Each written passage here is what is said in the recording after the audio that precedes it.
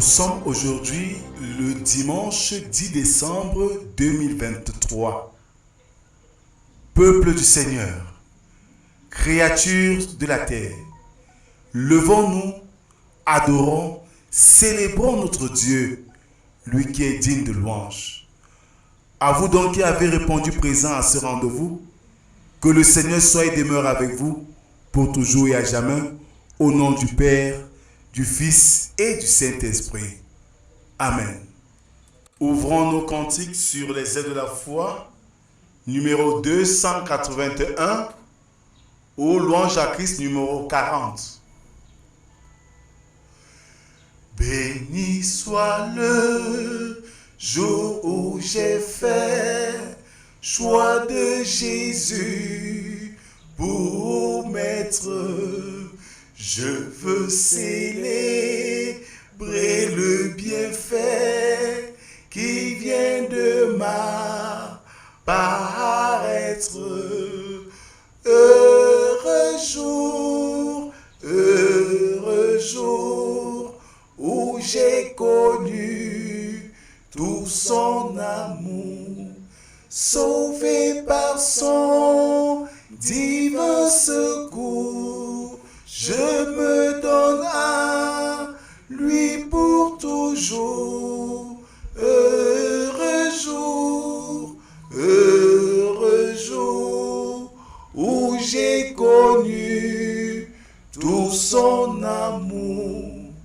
Ô divine compassion, le bien-aimé du Père, lui-même a payé ma rançon sur la croix du calvaire.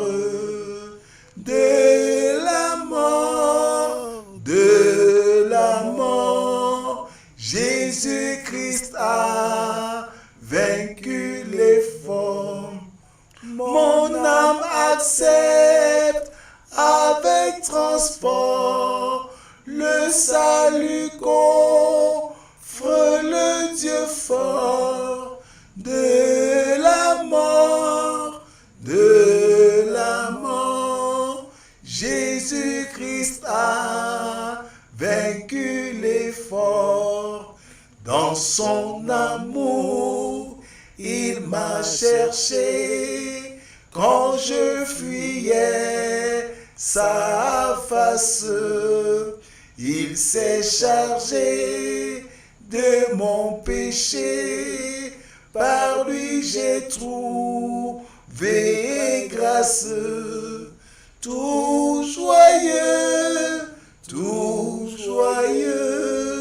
je veux le redire en tout lieu.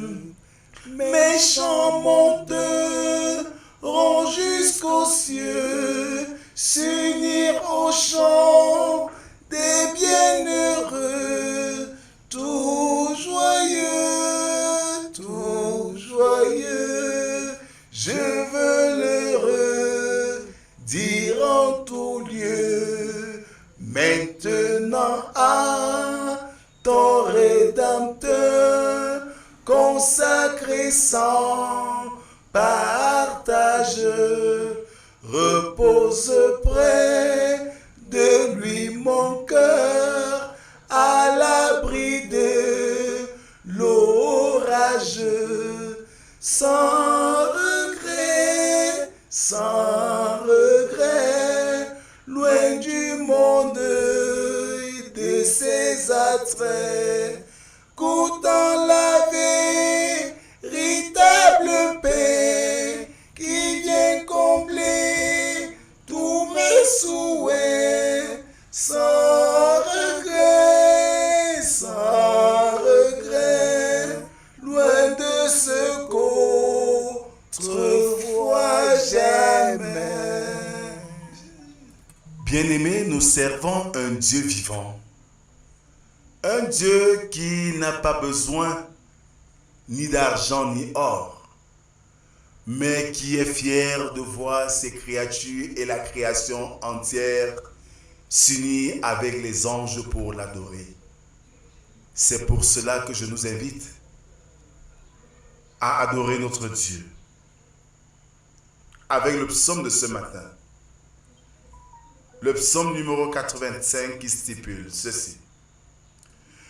Tu as été favorable à ton pays, ô Éternel. Tu as ramené les captifs de Jacob. Tu as pardonné l'iniquité de ton peuple. Tu as couvert de tous ses péchés.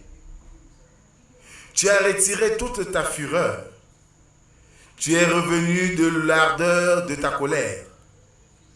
Rétablis-nous, Dieu de notre salut. Cesse ton indignation contre nous. T'irriteras-tu contre nous à jamais? Prolongeras-tu ta colère éternellement? Ne nous rendras-tu pas à la vie, afin que ton peuple se réjouisse en toi?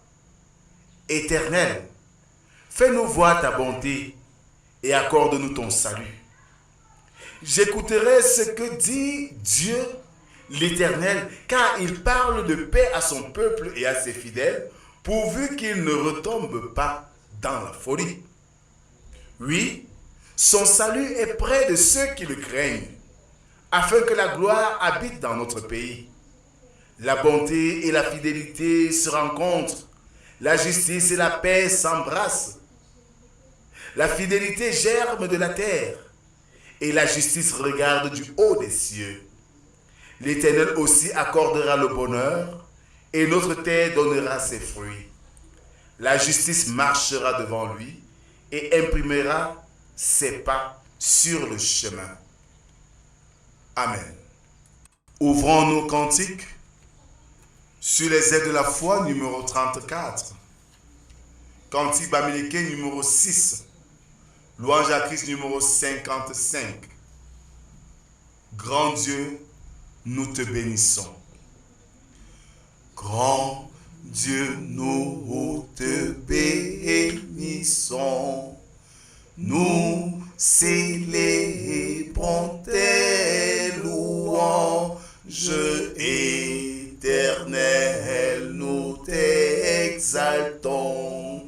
De concert avec les anges et prosternés devant toi, nous t'adorons, ô grand roi, et prosternés devant toi, nous t'adorons, ô grand roi. Puisse ton règne de paix s'étendre par tout le monde dès maintenant à jamais, que sur la terre et sur l'onde de tout genou soit abattu au nom du Seigneur Jésus. Tout genou soit abattu au nom du Seigneur Jésus. Gloire soit au Saint-Esprit. Gloire soit à Dieu le Père. Gloire soit à Jésus-Christ, notre Sauveur, notre frère, son immense charité dure à perpétuité. Son immense charité dure à perpétuité. Veuillons nous asseoir, bien-aimés, et prions Dieu. Seigneur notre Dieu, c'est dans ta grâce et ton amour que tu as décidé de te révéler à chacun d'entre nous et de marcher avec nous. Dans cette marche quotidienne, nous nous sentons, Seigneur, en liberté. Une liberté qui nous laisse la responsabilité de nos actes, de nos faits et de nos gestes. Mais Seigneur, imbu de notre être, de notre personnalité, nous avons vécu comme si tu n'existais pas. Nous avons laissé notre chair nous guider. Nous avons péché contre toi en pensée, en parole et même en acte. Que si tu parvenais à nous punir, tu serais juste dans tes sentences. C'est pourquoi, Seigneur, nous n'avons même pas le courage de lever nos yeux vers ta croix qui nous a sauvés. Humblement, Seigneur, nous te demandons pardon. Pardon, Seigneur, pour nos fautes. Pardon, Seigneur, de t'avoir offensé. Fais de nous des êtres nouveaux qui te craignent et qui vivent, pas pour leur gloire, mais pour te plaire.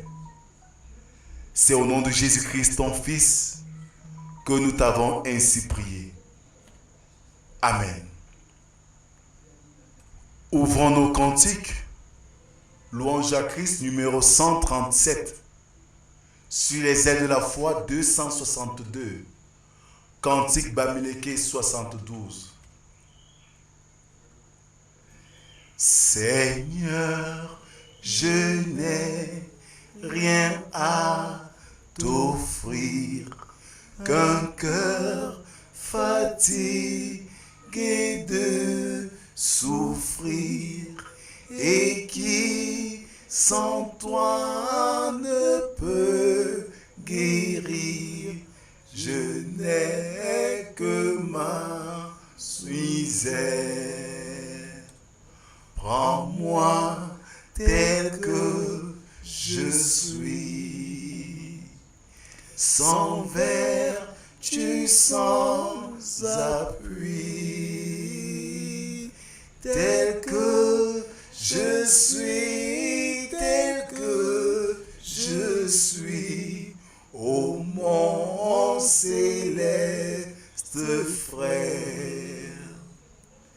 J'ai transgressé ta sainte loi, le péché vainqueur est en moi, pour me présenter devant toi. Je n'ai que ma souillure. Prends-moi tel que je suis, sans vertu, sans appui, tel que je suis, tel que je suis, lave mon âme impure. Faible est ma chair, faible est mon cœur, pour repousser le tentateur. Ô mon divin libérateur, je n'ai que ma faiblesse. Prends-moi tel que je suis, sans vertu, sans appui, tel que je suis, tel que je suis, subviens à ma détresse. Ton sang versé me blanchira, ton Saint-Esprit m'affranchira, ta richesse m'enrichira, ô mon céleste Maître. Prends-moi tel que je suis, sans vertu, sans vigueur. Ô mon Sauveur, en moi, vainqueur, et tel que je dois être. Écoutons les paroles de grâce de notre Seigneur.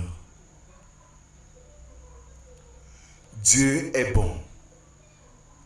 Dieu est miséricordieux et compatissant. Lent à la colère et riche en bonté. Il hait le péché, mais il aime le pécheur qui se repent. Alors, mon frère, ma soeur, si de tout ton cœur tu as confessé tes fautes, le Seigneur est juste pour te les pardonner.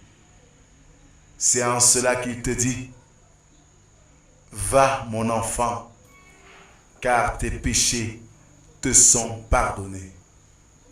Amen. Bien-aimés, pour exprimer notre reconnaissance à Dieu, chantons notre reconnaissance. C'est dans l'évangile qu'on trouve la vie, la paix, le pardon, le bonheur. Ouvrons notre cœur à sa grâce infinie. Donnons tant de bien aux pécheurs, auprès du Seigneur, avec lui sur la route, marchons de tout cœur en chantant. Il sauve, il guérit, puis enlève le doute. Il vit, il est là maintenant. Il montre un endroit pour jeter la souillure. Voilà, c'est ici Golgotha. Un lieu de folie, un endroit de rupture. C'est là, le pardon est bien là. Auprès du Seigneur, avec lui sur la route. Marchons de tout cœur en chantant. Il sauve, il guérit, puis enlève le doute. Il vit, il est là maintenant. L'amour de Dieu est si merveilleux.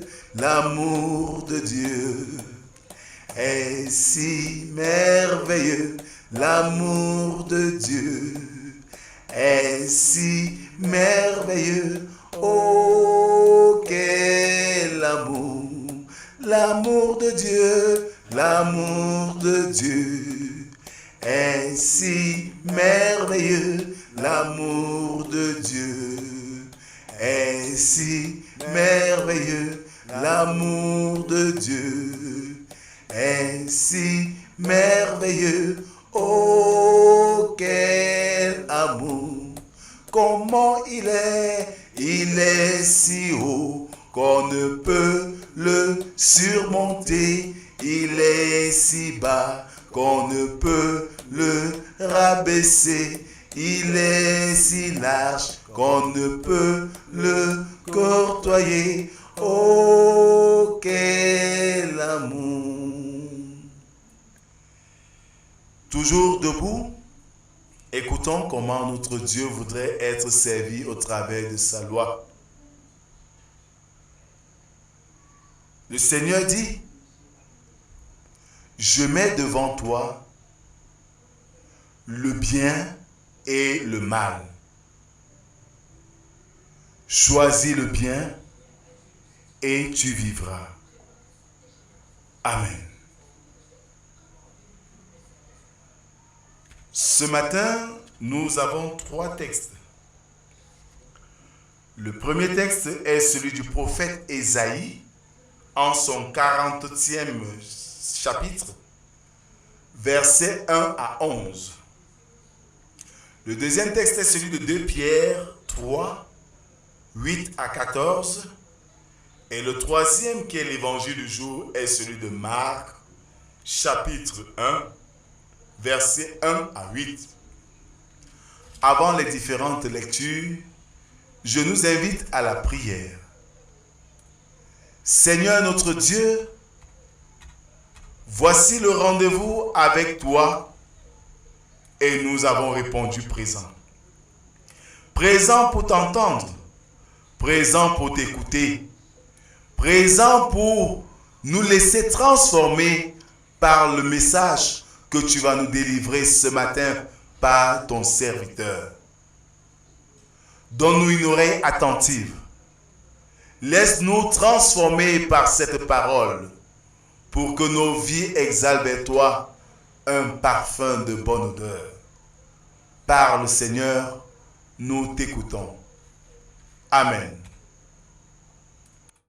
Ésaïe 40, versets 1 à 11.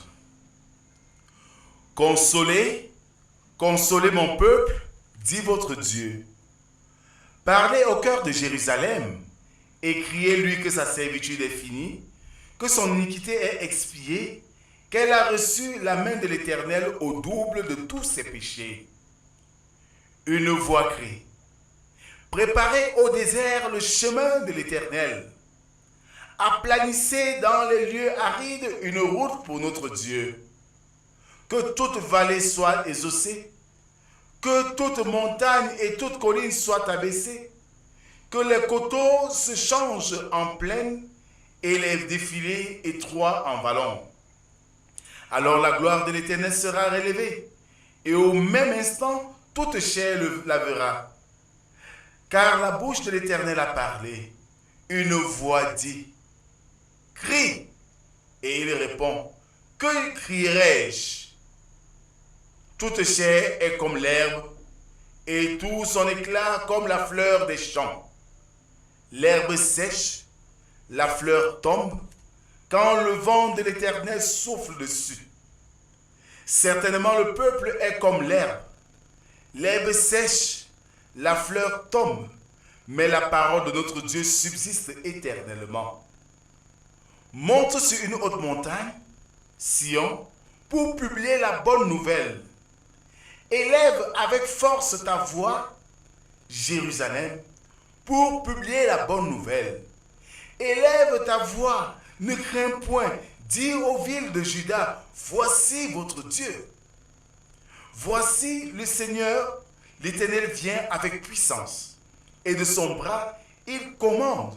Voici le salaire, et avec lui, et les rétributions le précèdent. Comme un berger, il paîtra son troupeau. Il prendra les agneaux dans ses bras et il les portera dans son sein. Il conduira les brebis qui allaitent. Amen.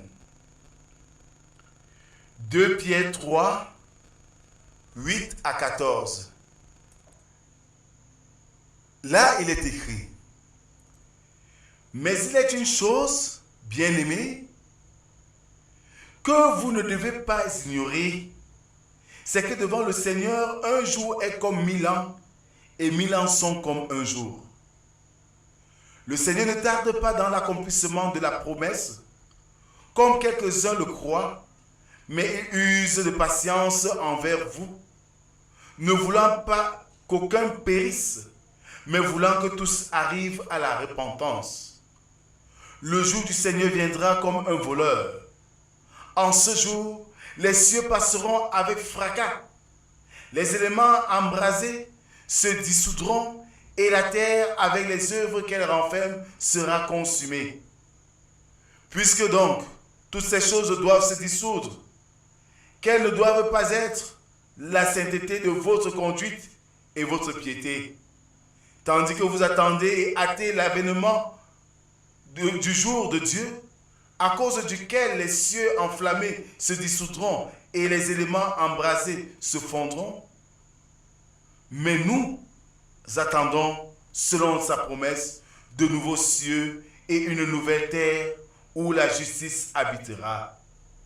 C'est pourquoi, bien-aimés, en attendant ces choses, appliquez-vous à être trouvés par lui sans tache et irrépréhensible dans la paix.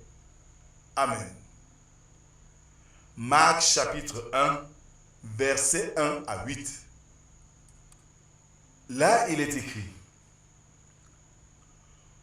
Commencement de l'évangile de Jésus-Christ, Fils de Dieu, selon ce qui est écrit dans Ésaïe le prophète.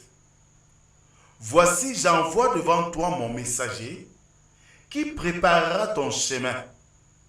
C'est la voix de celui qui crie dans le désert. Préparez le chemin du Seigneur, aplanissez ses sentiers. Jean parut, baptisant dans le désert et prêchant le baptême de repentance pour la rémission des péchés. Tout le pays de Judée et tous les habitants de Jérusalem se rendaient auprès de lui et, confessant leurs péchés, ils se faisaient baptiser par lui dans le fleuve du Jourdain. Jean avait un vêtement de poil de chameau et une ceinture de cuir autour des reins. Il se nourrissait de sauterelles et de miel sauvage. Il prêchait, disant: Il vient après moi celui qui est plus puissant que moi, et je ne suis pas digne de délier en me baissant la courroie de ses souliers. Moi, je vous ai baptisé d'eau. Lui, il vous baptisera du Saint-Esprit. Amen. Bien-aimés dans le Seigneur, après l'écoute de ces 3 textes, nous pouvons déjà apprécier l'interconnexion de ces textes, que ce soit de l'Ancien Testament ou du Nouveau Testament. Beaucoup de chrétiens et même certaines églises, entre guillemets, s'accrochent beaucoup plus sur le Nouveau Testament, faisant croire que l'Ancien Testament est ancien. Mais pour les chrétiens avisés et avertis, ils trouvent en l'Ancien Testament une préfiguration du Nouveau Testament. Le prophète Ésaïe a pris la peine d'élucider, d'annoncer ce qui arriverait. La voix de celui qui crie dans le désert. Le cri dans le désert,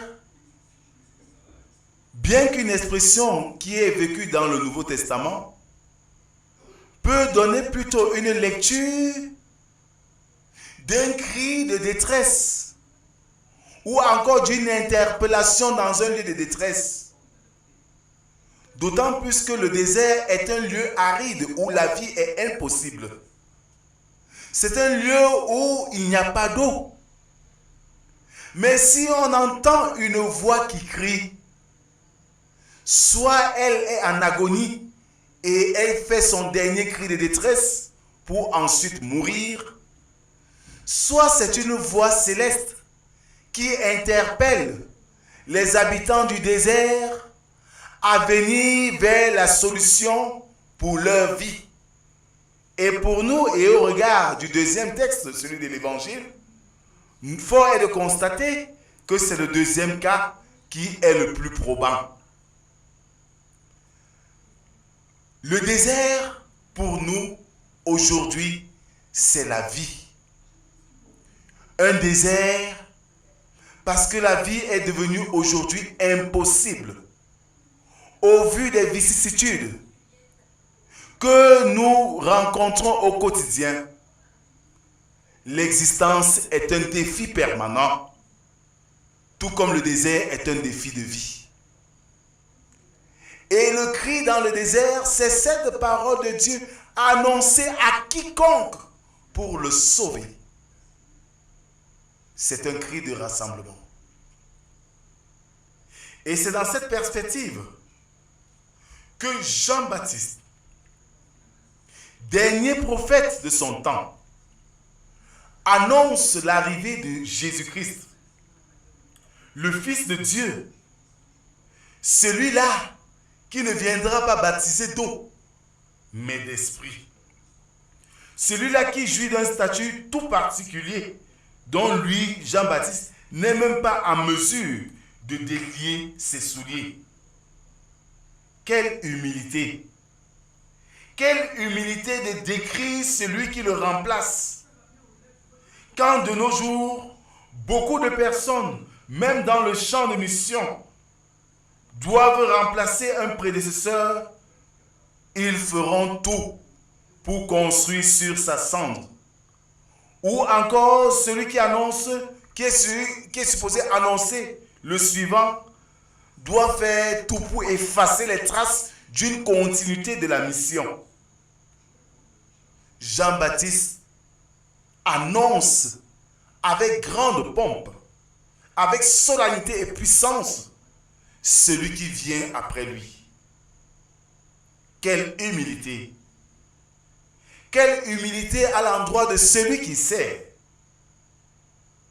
Aujourd'hui, la guerre des hommes, la guerre des chrétiens, la guerre des hommes de Dieu, la guerre des pasteurs, nous surprend dans la mesure où on dirait qu'au ciel, on primera chacun en fonction de ses exploits. Pourtant, c'est une course collective. Et ensemble, nous devons nous serrer les coudes pour parfaire cette mission. Jean-Baptiste, au-delà de ce qu'il est dans le désert, il est vêtu de peau de chameau. La description de la peau de chameau n'est pas anodine. Dans la mesure où le chameau est un animal du désert. Et nous reconnaissons au chameau un animal résistant aux intempéries. Jean-Baptiste, comme porte-parole de Dieu, devant un peuple qui souffre, il a besoin d'un certain confort. Et la peau du chameau joue un rôle de régulateur de tension, de température. En fait, la peau du chameau peut conserver une température interne qui n'a rien à voir avec celle de l'extérieur. Et pour ceux qui ont souvent vu les caravaniers, ils gardent de l'eau dans des sacs en peau de chameau. Et quand ils ouvrent ce sac d'eau, l'eau est toujours fraîche. Pourtant, il fait chaud dans le désert.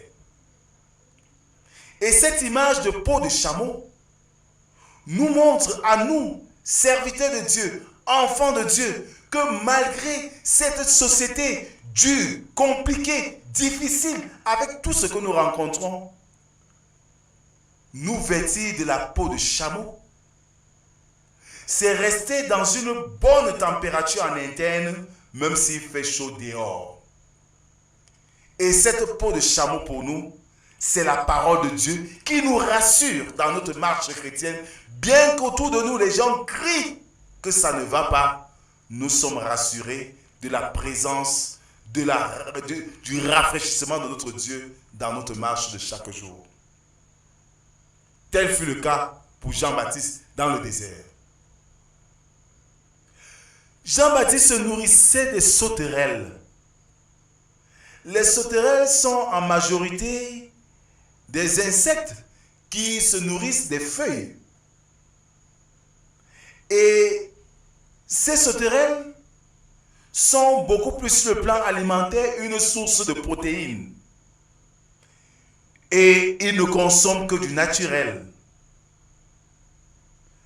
Dieu dans la création a mis tout devant nous pour rendre l'homme heureux. Mais si l'homme est malheureux aujourd'hui, c'est à cause de sa propre convoitise. Regardons la société aujourd'hui. Que des cas d'inceste, que des cas de pédophilie, que des cas qui défraient la chronique au quotidien. Pourquoi? Parce que l'homme ne peut pas se contenter du peu qu'il a. Il se laisse diriger par sa chair. Jean-Baptiste aurait pu être un chasseur la nuit pour attraper les veaux, les troupeaux, ou bien je ne sais pas les chèvres, ou je ne sais pas trop les antilopes, et se remplir la panse au quotidien. Mais il se contente du peu et du bon. Un autre élément essentiel, c'est le miel. Il se nourrit du miel. Ah oui, si nous regardons les vertus du miel, elles sont innombrables. Sur le plan thérapeutique comme sur le plan nutritif. Le miel, c'est la somme des pollens butinés par les abeilles de la verdure environnante. Sur cet axe, Jean-Baptiste est sobre, mais à l'aise dans sa mission. Le chrétien, le pasteur, le serviteur de Dieu aujourd'hui devrait se contenter du peu qu'il a dans sa mission. Et ce peu nous met à l'abri des problèmes existentiels de la société d'aujourd'hui. Malheureusement, aujourd'hui, chacun cherche une condition bien meilleure. On veut amasser davantage d'argent. On est prêt à sacrifier le ministère, à sacrifier son collègue, à sacrifier l'œuvre de Dieu pour ses gains égoïstes. Et quand la mort vient, où partons-nous avec ces biens? Nous les laissons sur terre. Bien-aimés dans le Seigneur, la sobriété de Jean-Baptiste est un cas école pour tout missionnaire, pour tout serviteur de Dieu, pour tout chrétien qui veut une vie paisible dans le Seigneur. Et comme tel, il se contentait et annonçait l'évangile pour inviter les uns et les autres à la repentance. Le contenu du message de Jean-Baptiste: préparer le chemin du Seigneur. Ce message vient en ce deuxième dimanche de l'Avent, où nous sommes tous dans la dynamique des préparatifs de la Noël de l'enfant Jésus. Préparer le chemin du Seigneur. Quand nous avons pour programme de recevoir une autorité, nous prenons des dispositions préparatoires afin qu'il soit dans un certain confort pour mieux accomplir sa mission. Jésus vient préparer le chemin du Seigneur. Comment devons-nous préparer ce chemin si ce n'est de nous repentir? Et c'est pour cela qu'il utilisera une figure de style. Aplanissez les sentiers. Que les vallées soient aplanies. Que les vallées soient remblées. Pour dire que nous devons combler nos vides. Descendons de nos magistères. Nous sommes invités à plus d'humilité.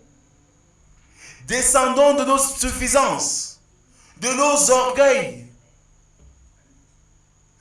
Relevons-nous de nos manquements, de nos paresses, de nos somnolences. Soyons vifs. Réveillons-nous pour accueillir le roi de gloire, le Seigneur Jésus qui vient. C'est le Fils de Dieu, Emmanuel, Dieu avec nous. À cela, le Seigneur nous invite à une repentance qui n'est rien d'autre qu'un changement d'état. Et pour changer d'état, il faut déjà reconnaître qu'on a fauté auparavant et qu'on a ce désir de renoncer à nos mauvaises voies pour prendre le nouveau chemin. Et le texte de 2 Pierre, dans son développement, nous amène et nous présente encore que pendant les derniers jours, il viendra des moqueurs avec leur raillerie, marchant selon leur propre convoitise. Et c'est le cas du monde d'aujourd'hui. Bien-aimés, réveillons-nous pendant qu'il est encore temps. Regardons autour de nous. La société est en perte de repères. Pourtant, dans cette société, il y a des chrétiens. Ça veut dire qu'ils ont démissionné de leur mission. Comment préparons-nous le chemin du Seigneur? Lui qui nous a confié une grande mission. Allez et faites de toutes les nations mes disciples. Peuple de Dieu, réveillez-vous. Église du Seigneur, réveillez-vous. Chers fidèles d'ici et d'ailleurs, réveillez-vous. Annoncez l'évangile d'amour de notre Dieu pour que ce monde prenne conscience, pour que ce monde retourne à Christ, pour que ce monde cherche son sauveur. En ce jour, si cette voix te pince dans le cœur, réveille-toi de ton sommeil, descends de tes orgueils, prépare le chemin pour rencontrer ton Seigneur. Que le Seigneur bénisse en nous l'écoute de sa parole et qu'il nous aide surtout à la mettre en pratique. Amen. Je nous prie avec l'Église universelle de nous lever pour confesser notre foi chrétienne en disant: je crois en Dieu, le Père Tout-Puissant, Créateur du ciel et de la terre. Je crois en Jésus-Christ, son Fils unique, notre Seigneur, qui a été conçu du Saint-Esprit, qui est né de la Vierge Marie. Il a souffert sous Ponce Pilate. Il a été crucifié. Il est mort. Il a été enseveli. Il est descendu aux enfers. Le troisième jour, il est ressuscité des morts. Il est monté au ciel. Il siège à la droite de Dieu, le Père Tout-Puissant. Il reviendra de là pour juger les vivants et les morts. Je crois en l'Esprit Saint. Je crois à la Sainte Église universelle, la communion des saints, la rémission des péchés, la résurrection de la chair et à la vie éternelle. Amen.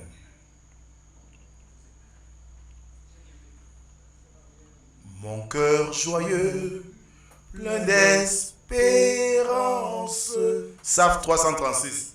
Se lève en toi, mon Rédempteur. Daigne écouter avec clémence un pauvre humain, faible et pécheur. En toi seul est ma confiance. En toi seul est tout mon bonheur. Bien-aimés dans le Seigneur, parvenus à ce moment, après ce message, nous sommes invités à manifester notre action de grâce à l'endroit de notre Dieu. C'est aussi ça, préparer le chemin du Seigneur. Préparer le chemin du Seigneur, c'est contribuer à l'avancement de l'œuvre d'évangélisation afin que, comme nous avons reçu l'évangile du Seigneur, que d'autres personnes qui n'ont pas la grâce de le recevoir puissent en bénéficier. C'est ça le sens même profond de nos offrandes d'action de grâce.